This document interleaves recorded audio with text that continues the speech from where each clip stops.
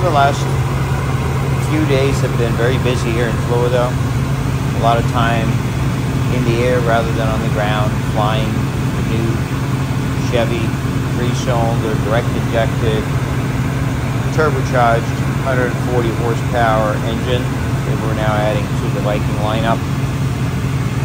Been in the air, like I said, a lot, cruising around at about 144, 145 miles an hour up and down the coast and at altitude. Went as far as 12,500 density altitude. Here we're down at 3180 density altitude. So a lot of flying, very little tweaking though on the installation. Installation worked out really, really well.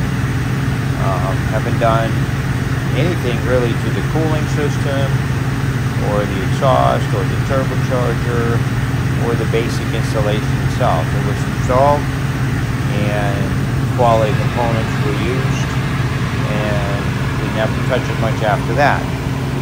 However, flight testing is important and putting hours behind the engine is important, and a shakedown period before a long trip that's coming up to Mexico, Missouri from Florida for Zenith's gathering that they have in September every year, the homecoming.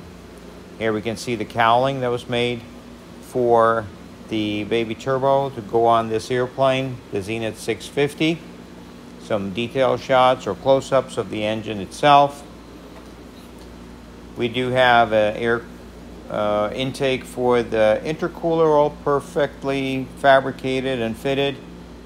Now on the opposite side, on the pilot side, we still have to make a louvered exit on top of the turbocharger to expel heat from it.